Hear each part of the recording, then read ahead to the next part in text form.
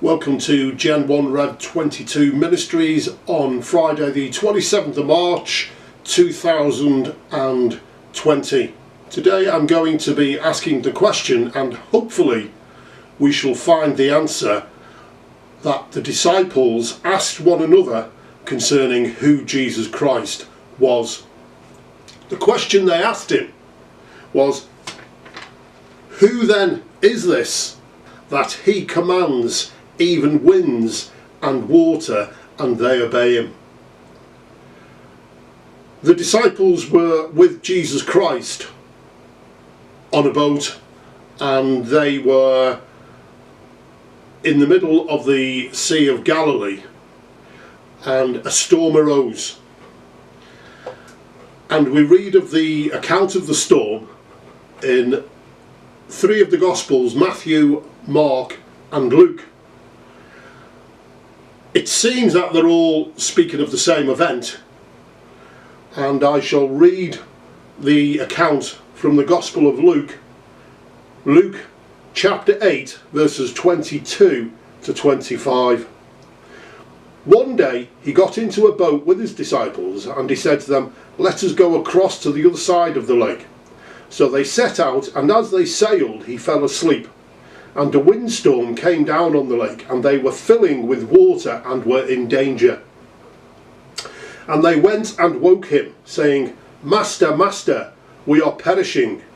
And he awoke and rebuked the wind and the raging waves, and they ceased, and there was a calm. And he said to them, "Where is your faith?" And they were afraid. And they marvelled, saying to one another, "Who then is this, that he commands even winds and water, and they obey him?" So we've got the account there in the Gospel of Luke, and in Luke's account here we have Jesus Christ and the disciples getting into a boat, and they're going to cross the lake, and Jesus Christ fell asleep. So Jesus Christ was asleep in the boat, and his disciples were still awake, and a storm arose on the lake, and obviously the disciples were worried about it. Now these are fishermen, so they would be used to being on a lake that was sometimes susceptible to storms, but obviously it seems that this storm had troubled them. So they decided to wake up Jesus Christ by shouting, "Master, Master, we are perishing." And he awoke and rebuked the wind, and it was calm. The sea became calm. So then he asked them, "Where's your faith?" And they were very afraid. And the question they asked, "Who then is this, that he commands even winds and water, and they obey him?" So we've also got to ask that question. Who is it that can calm the winds and the waves? Now, a normal person, normal man, woman, child, if we were to ask the wind and the waves to be calm, then I don't think they're going to take any notice of us. Well, I believe we can answer that question if we go back to the Old Testament. Now the Old Testament was written before Jesus Christ became a man, before God became flesh in Jesus Christ and took on human flesh. And the Old Testament gives us answers to who can calm storms and calm the seas. Now if we look in the book of Psalms, now the book of Psalms is the longest book in the entire Bible. It contains 150 chapters. Now the book of Psalms was written between 1500 BC and 500 BC, so it spanned 1000 years. There were different contributors to the book of Psalms, and they were King David, King Solomon, Moses, Asaph, Heman, Ethan, and there were some psalms we don't know who the authors are, and they remain anonymous. So the word psalms in the Greek is psalmos, and it translates to Hebrew mizmor, meaning song. And if we look at the actual Hebrew name for psalms, it's telahim, and that means praises. So if we put those together, it means the songs of praises. So psalms were singing praises to God, the creator of heaven and earth.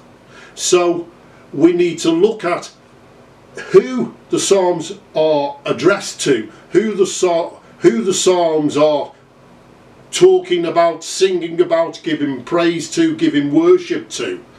And we see that the psalms are giving praises, like I said, to the creator of heaven and earth, to God, to Elohim. He is the one who the writers of the psalms are proclaiming those psalms and songs to, and through those psalms they're worshipping God. So they address God and his creative works and all the things that he has done and that he is doing. Psalm 89 verses 9, we read in verse 1, we read that the writer of the psalm says, I will sing of the mercies of the Lord forever, with my mouth will I make known thy faithfulness to all generations. So it's clearly addressed to God, so it's speaking to God, and he's talking about God. And also the psalmist proclaims, thou rulest the raging of the sea, when the waves thereof arise, thou stillest them. So we've got clearly the psalmist saying of God that you rule the raging of the sea and the waves, and when they arise, and you're the one who can still them. We also read in Psalm 107:29, in verse 1, we read the psalmist giving thanks to God. He says, oh, give thanks unto the Lord, for he is good, for his mercy endureth forever. So it's addressed to God. It's not addressed to anyone else, it's addressed to God. So everything the psalmist is speaking about, proclaiming and singing about and worshipping to is the creator of heaven and earth. And we read in Psalm 107:29, we read, he maketh the storm a calm, so that the waves thereof are still. We also read in Psalm 127, same psalm, I shall read from 25 to 30, for he commandeth and raiseth the stormy wind, which lifteth up the waves thereof. They mount up to the heaven, they go down again to the depths, their soul is melted because of trouble. They reel to and fro and stagger like a drunken man, and are at their wits' end. Then they cry unto the Lord in their trouble, and he bringeth them out of their distresses. He maketh the storm a calm, so that the waves thereof are still. Then are they glad, because they be quiet, so he bringeth them unto their desired haven. So there we've not only got God calming the storm, being described as one who calms the storm and the waves, we've also got God making people glad because he's calmed the storm and he brings them unto their desired haven. Now we can look at that and compare that with what happened in the boat on the lake that Luke records.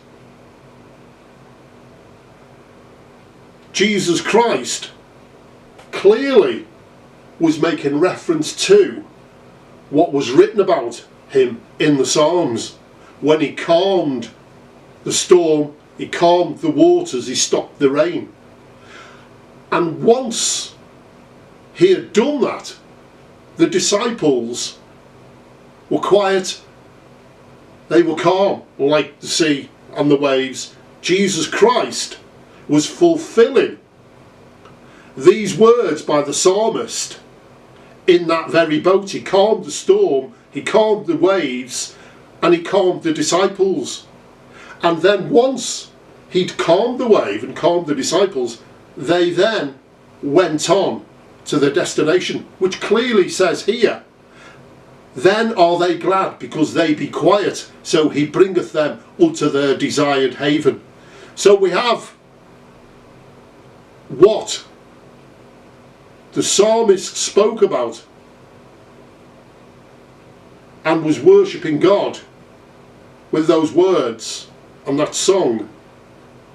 Jesus Christ doing, as I've said, in that boat on the lake with the disciples.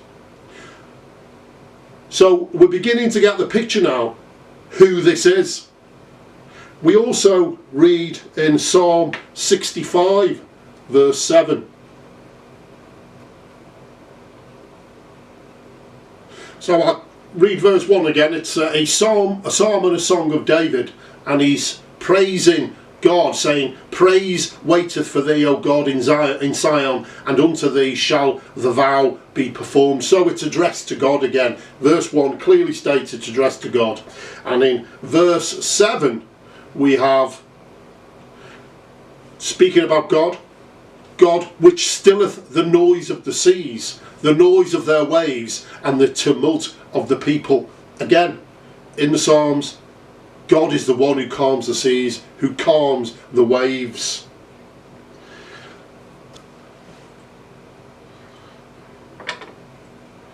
So we clearly see there that it is God who is the one who calms the seas, the wind, and we see also that Jesus Christ in the boat calmed the waves and the sea. But I'd just like to digress just a little bit away from that now, but it's something similar we read in the Gospel of John. So the disciples were in the boat alone, rowing back across the lake, and a storm arose, and they saw Jesus Christ walking towards them in the middle of the night on the water. This is the old saying, walking on the water. Well, this is the account of Jesus Christ walking on the water towards the disciples who were in the boat rowing back to shore. And we read it in John chapter 6 verses 1. When evening came, his disciples went down to the sea, got into a boat, and started across the sea to Capernaum. It was now dark, and Jesus had not yet come to them. The sea became rough because a strong wind was blowing. When they had rowed about 3 or 4 miles, they saw Jesus walking on the sea and coming near the boat, and they were frightened. But he said to them, "It is I, do not be afraid." Then they were glad to take him into the boat, and immediately the boat was at the land to which they were going. So we've got something similar there. The disciples in a boat rowing back to Capernaum. A storm's developed. Jesus Christ didn't get in the boat with them. The storm's developed, and in the middle of the night they're concerned about the storm, and the next thing they see is Jesus Christ walking towards them on the water and gets into the boat. And the amazing thing is, it clearly states that immediately the boat was at the land to which they were going.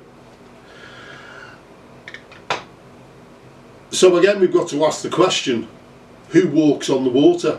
Who is this that walks on water? And if we go back again to the Old Testament, we have in the book of Job, chapter 9, verse 8, and Job is speaking of God which alone spreadeth out the heavens and treadeth upon the waves of the sea. I'll say that again, and treadeth upon the waves of the sea. So again, we have Jesus Christ walking on the water as a demonstration to the disciples in the boat saying, I'm walking on the water. Who is it that walks on the water? And if we look at the Old Testament, if the disciples had known or recalled what says in the book of Job, they'd have known, hang on, this is God walking on the water, because it's only God that treadeth upon the waters, and Jesus Christ is demonstrating to them who he is from the Old Testament, and it's for them to connect the dots. So therefore we have Jesus Christ walking on the water. In the Old Testament, it's God who treadeth on the waters. We also have Jesus Christ calming the storm.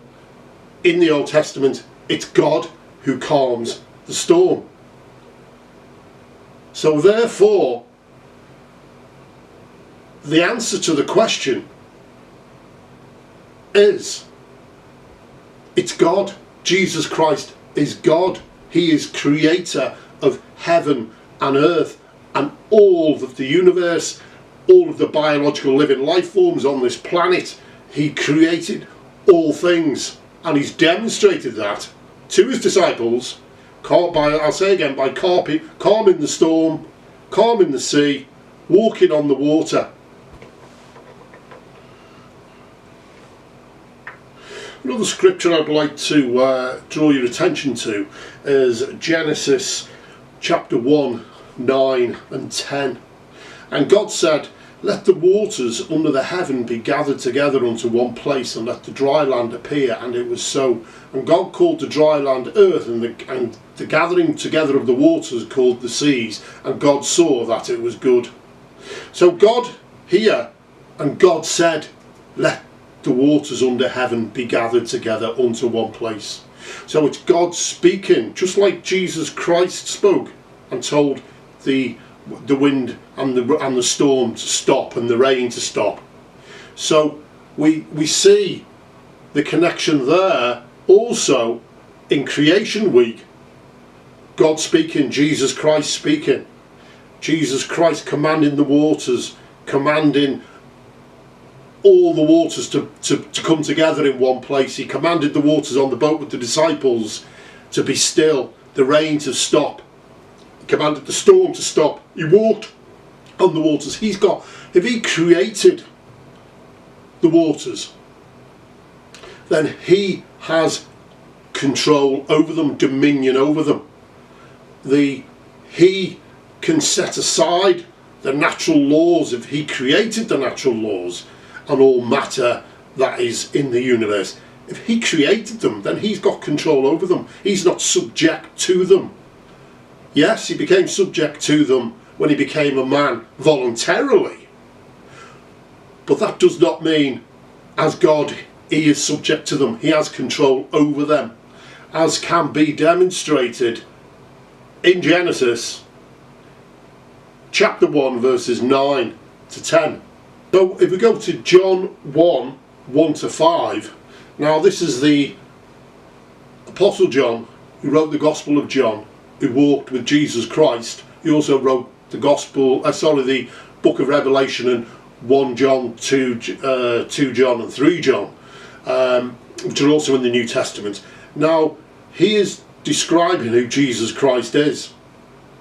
He describes Jesus Christ as the Word. Coming back to the Word spoke. Jesus commanded the storm to be still. He spoke it.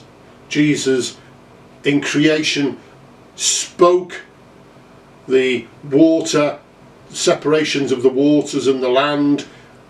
He spoke everything in creation week into being. And John is describing Jesus Christ as the Word. In the beginning was the Word, and the Word was with God, and the Word was God. The same was in the beginning with God. All things were made by him, and without him was not anything made that was made.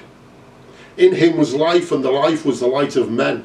And the light shineth in darkness, and the darkness comprehended it not. So we have there Jesus Christ clearly being described as the Word, the spoken Word, who created.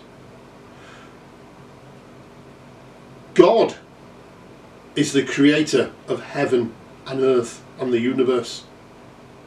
Jesus Christ, if he created the heavens and the earth and all biological living life forms, then it stands to obvious reason that he is God. And that's precisely what he was demonstrating in the boat to his disciples on those two occasions. So, in answer to this question, who then is this? Therefore, the disciples question, who then is this that he commands even winds and water and they obey him? The answer is God, creator of heaven and earth. So if Jesus Christ is God, that means we need to listen to what he says. John chapter 14 verse 6, Jesus Christ speaking. Jesus said unto him, I am the way, the truth, and the life. No man cometh to the Father but by me. Gen 1 Rev 22 Ministries. Thank you. Until next time.